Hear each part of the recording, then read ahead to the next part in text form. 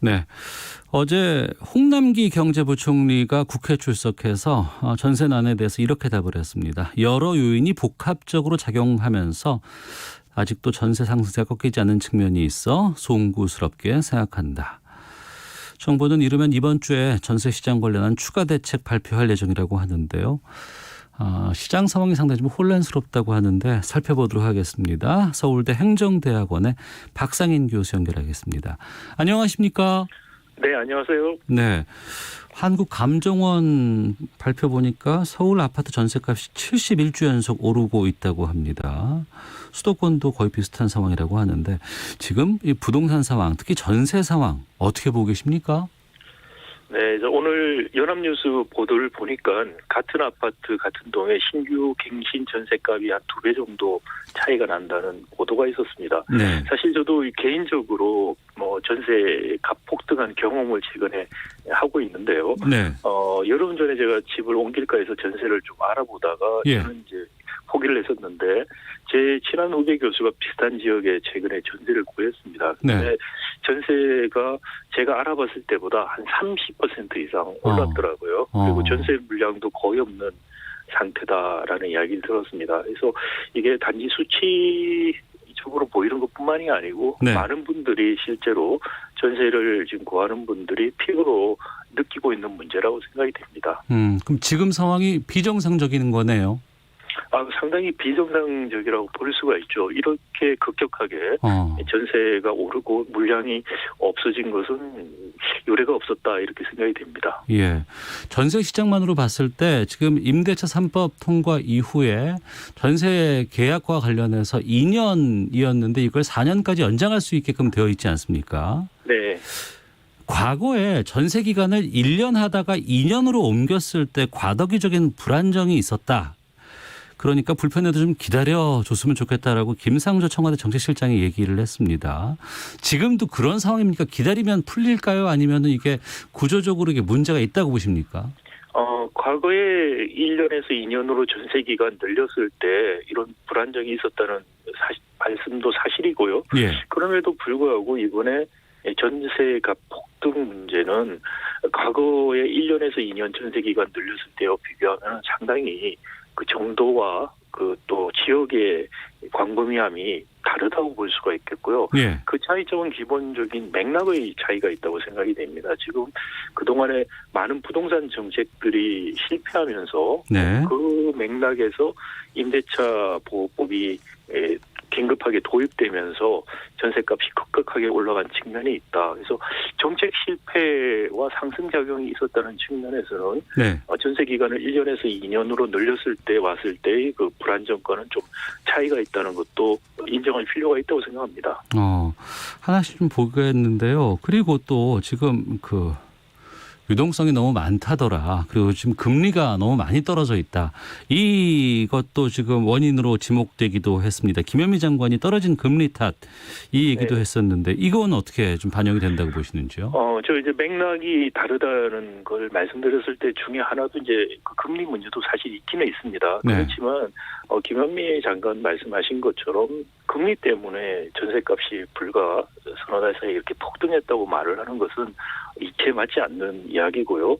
정부 책임 있는 당국자가 이런 이야기를 자꾸 하면 할수록 정책의 신뢰도를 상실하게 돼서 이건 신중하지 못한 발언이셨다라고 생각이 되고요. 지금 금리가 낮으니까 계속 낮았습니다. 그러다 보니까 전세를 월세로 바꾸는 주인들이 많이 계속 늘어나고 있었죠. 그런 흐름이 있었던 거. 그리고 또 재건축 주거에 대한 조건들을 강화시키면서 이런 학군이 좋아서 전세 들어가려고 하던 분들이 주인이 실거주하겠다고 하면서 물량이 떨어졌던 측면도 있고요. 그리고 많은 금융 규제라든지 사실 거래 자체가 어렵게 만드는 규제를 너무 많이 그동안에 하고 있었어요. 그러다 보니까 전세 시장이라는 게 나가고 또 들어가고 또 나가고 들어가고 하는 연쇄적인 이동들이 일어나는데 거기서 한번 막히기 시작하면은 계속해서 부정적인 파급 효과가 일어나고 있는 것이죠. 그래서 이런 맥락적인 측면들을 생각하면 저는 사실 기본적으로 주택 임대차 보호법을 찬성합니다. 근데 그런 이 맥락을 생각했을 때 지금 이 시점에서 주택임대차보호법을 그렇게 빨리 시급하게 도입하는 게 바람직했었는가라는 네. 것은 또 다른 의견을 갖고 있습니다. 그러면 그게 시점의 문제일까요? 시기의 문제일까요? 아니면은 이걸 하지 말았어야 되는 걸까요? 그래서 저는 기본적으로 주택임대차보호법이 저희가 도입될 필요가 있었다고 생각을 하고요. 예. 아시다시피 세계에서 대도시들 같은 경우에 많은 경우에 이런 주택임대차보호법이 있습니다. 예. 그래서 서울이라든지 우리같이 특히 이 전세 가격이라든지 월세 가격이 급격하게 상승을 경험하고 있는 경우에는 이런 법이 필요하죠. 단지 이 법이 도입됐을 때 기존에 전세 기간 1년에서 2년을 열렸을 때도 과도기적인 문제가 있었죠. 네. 그런 문제도 충분히 예상이 될 수 있었고 그 이전에 맥락적인 측면에서 이 법이 추가로 들어왔을 때 네. 이런 전세 대란 같은 거 충분히 예견할 수 있었던 정책적인 문제라고 생각을 합니다. 그럼에도 불구하고 정책 실패다. 저는 기본적으로 이번에 문재인 정부 부동산 정책은 정책 실패 대표적인 사례로 네. 연구 대상이 되지 않을까라는 생각이 들 정도입니다. 정부가 이르면은 이번 주 늦어도 다음 주 안에는 전세 대책을 내놓을 것이라고 합니다. 다세대라든가 빈집 같은 거 매입해서 전세 물량 공급하겠다는 방안이 유력하다. 이런 얘기가 좀 나오곤 있는데 이걸로 될까요?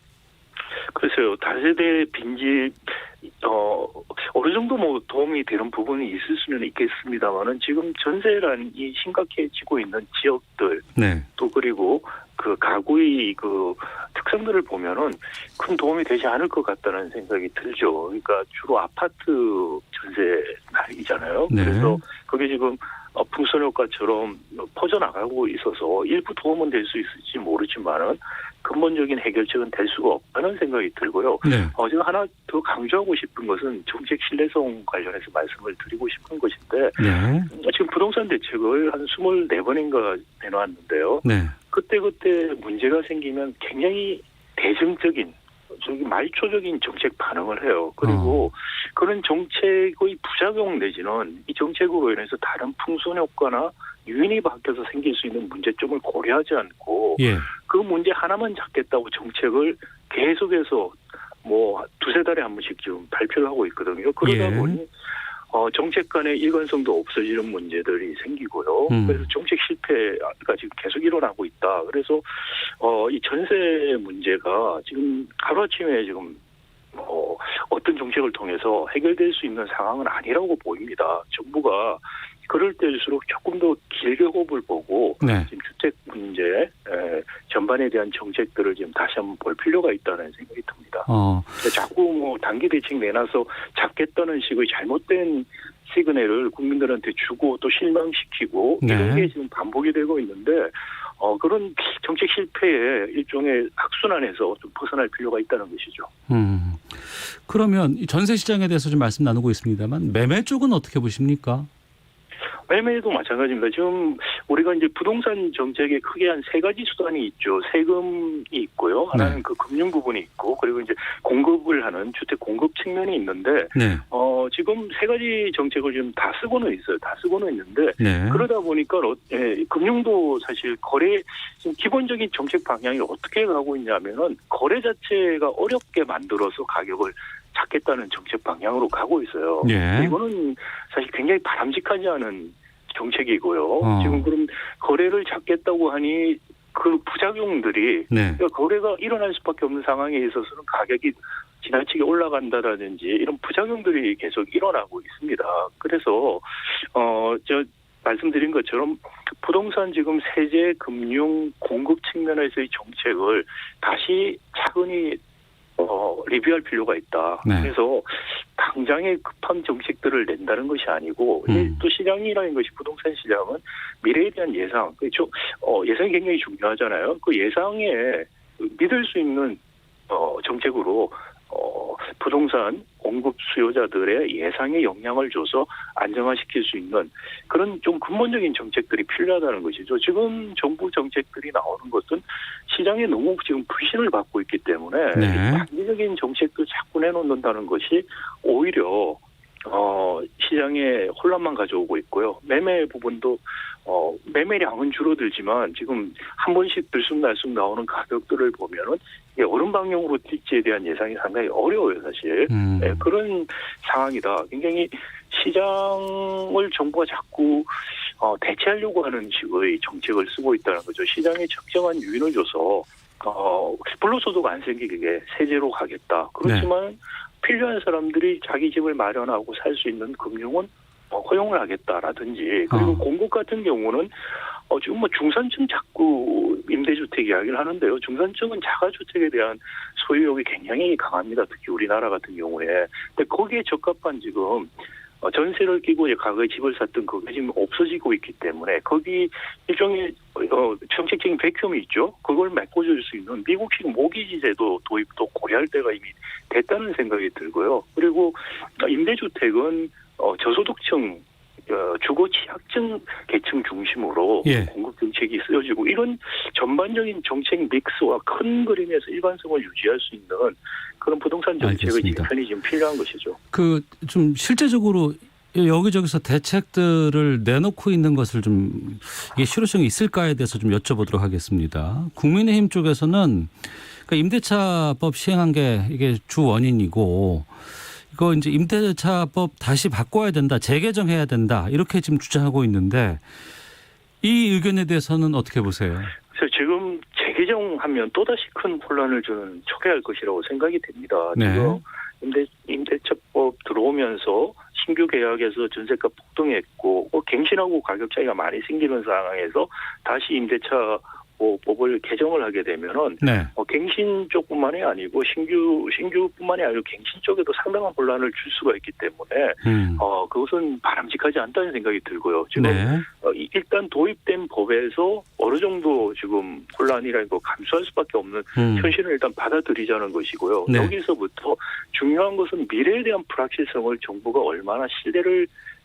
국민들이나 소비자들이 가질 수 있게끔 정책을 제시하느냐라는 것이죠. 그런데 그런 합리적인 정책이 되려면 세제 금융 공급에서 일관성이 있으면서 큰 그림에서 방향성이 보여줘야 되는데, 지금 문재인 정부 부동산 정책은 그때그때 이슈 중심으로 그 이슈를 해결하기 위해서 단기적인 대책 중심으로, 그러다 보니까 앞뒤가 안 맞는 스텝이 꼬이는 정책들로 지금 정책 실패를 거듭해 왔다는 것이고요. 그런 정책 실패를 국민의힘이 똑같이 하라는 이야기밖에 안 되는 것이죠. 알겠습니다. 그리고 여당 쪽에서는 이런 주장도 좀 나오곤 있습니다. 정부 조직에 주택 지역 개발부를 신설해야 된다라는 방안도 지금은 2년을 더할 수 있는데 이걸 3년에 3년, 그러니까 전세 기간을 최대 6년으로 늘리는 개정안 지금 또 발의가 되고 있다고 하는데 여기에 대해서는 또 어떻게 보시는지?